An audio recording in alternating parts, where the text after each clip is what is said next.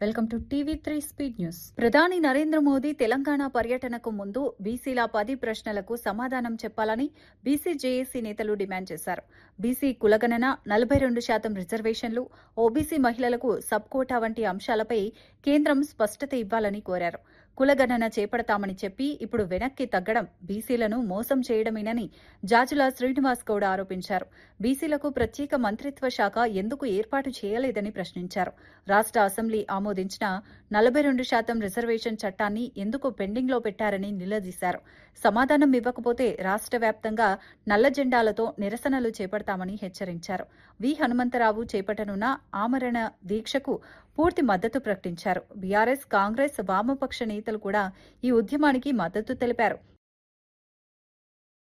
Jagtial MLC T Jeevan Reddy, BRS నేతలు పాడి కౌశిక్ రెడ్డి, గంగుల కమలాకర్ పై జరిగిన దాడులను తీవ్రంగా ఖండించారు. రాజకీయాల్లో హింసకు తావులేదని స్పష్టం చేశారు. ప్రజాస్వామ్యంలో విభేదాలు సహజమే కానీ దాడులు చేయడం ప్రమాదకరమన్నారు.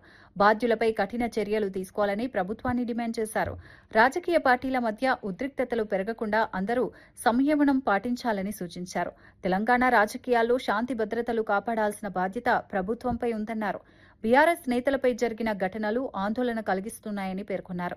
ప్రజా సమస్యలపై చర్చించాల్సిన సమయంలో వ్యక్తిగత దాడులు చేయడం మంచిది కాదన్నారు. దాడుల వెనుక ఉన్న వారిని వెంటనే అరెస్టు చేయాలని డిమాండ్ చేశారు. ఈ ఘటనలతో రాష్ట్ర రాజకీయాలు మరింత వేడెక్కాయి. వివిధ పార్టీల నేతలు కూడా ఈ అంశంపై స్పందిస్తున్నారు. ఒకప్పుడు ఏదైతుందో కరీంనగర్ జిల్లా తీవ్రవాద భరితం అని చెప్పాను అనుకుందరా, తీవ్రవాద భరితం కాదు. ఈ కుమ్ముకు రాజకీయాలు ఏదైతుందో గన్ కల్చర్ రేవంత్ రెడ్డి గారు, సంజయ్. తమిళనాడులో ప్రభుత్వ ఏర్పాటుపై ఇంకా స్పష్టత రాకపోవడంతో చెన్నైలో రాజకీయ ఉత్కంఠ కొనసాగుతోంది. లోక్ భవన్ వద్ద భారీగా పోలీసులు మోహరించారు. టీవీకే అధినేత విజయ్కు ప్రభుత్వం ఏర్పాటు చేసే అవకాశం ఇవ్వాలా వద్దా అన్న అంశంపై చర్చలు కొనసాగుతున్నాయి. గవర్నర్ నిర్ణయంపై రాజకీయ పార్టీల మధ్య విమర్శలు వెల్లువెత్తుతున్నాయి. టీవీకే శ్రేణులు గవర్నర్ నిర్ణయాన్ని ఆసక్తిగా ఎదురుచూస్తున్నాయి. భద్రతా కారణాల దృష్ట్యా రాజ్భవన్ పరిసరాల్లో కట్టుదిట్టమైన ఏర్పాట్లు చేశారు. తమిళనాడు రాజకీయాల్లో ఈ పరిణామం కీలక మలుపుగా మారింది. ప్రభుత్వం ఏర్పాటు విషయంలో రాజ్యాంగపరమైన అంశాలపై చర్చ జరుగుతోంది. రాష్ట్ర వ్యాప్తంగా ప్రజలు కూడా ఈ పరిణామాలను ఆసక్తిగా గమనిస్తున్నారు.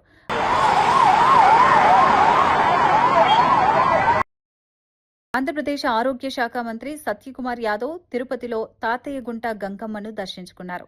జాతర ఉత్సవాల్లో భాగంగా అమ్మవారికి సారె సమర్పించి ప్రత్యేక పూజలు నిర్వహించారు. రాష్ట్ర ప్రజల క్షేమం, ఆయురారోగ్యాల కోసం ప్రార్థనలు చేశారు. గంగమ్మ జాతర తిరుపతిలో అత్యంత వైభవంగా జరుగుతుండగా భక్తులు భారీగా తరలివచ్చారు. ఆలయ అధికారులు మంత్రికి తీర్థ ప్రసాదాలు అందజేశారు. సాంప్రదాయ పద్ధతిలో నిర్వహించిన ఈ కార్యక్రమం భక్తులను ఆకట్టుకుంది. మంత్రి వెంట పలువురు ప్రజాప్రతినిధులు, అధికారులు పాల్గొన్నారు. రాష్ట్రంలో శాంతి సుభిక్షాలు నెలకొనాలని ప్రార్థించారు. గంగమ్మ జాతరకు ప్రత్యేక ప్రాధాన్యముందని తెలిపారు. భక్తుల కోసం ప్రభుత్వం అన్ని ఏర్పాట్లు చేసిందన్నారు. ఈ వేడుకలతో తిరుపతి ఆధ్యాత్మిక వాతావరణంలో మునిగిపోయింది.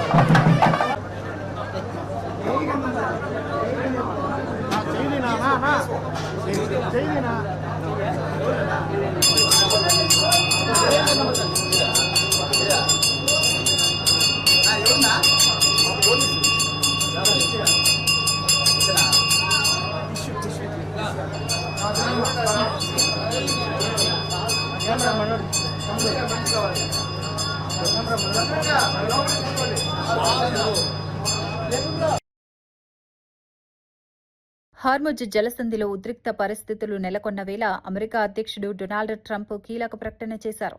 ఇరాన్ తమ డ్రోన్ను కూల్చివేసినా తాము యుద్ధానికి కాకుండా చర్యలకే ప్రాధాన్యమిస్తున్నామని తెలిపారు.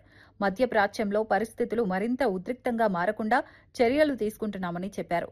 ప్రపంచ శాంతి కోసం సంభాషణలే మార్గమని పేర్కొన్నారు. ఇరాన్తో ఉద్రిక్తతలు పెరిగినా అమెరికా సహనంతో వ్యవహరిస్తోందన్నారు.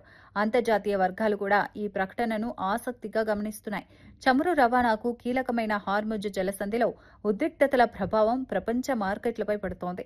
అమెరికా సైనిక చర్యలపై ప్రపంచవ్యాప్తంగా చర్చ జరుగుతోంది. ట్రంప్ వ్యాఖ్యలతో పరిస్థితులు కొంత సద్దుమణిగే అవకాశం ఉందని విశ్లేషకులు భావిస్తున్నారు.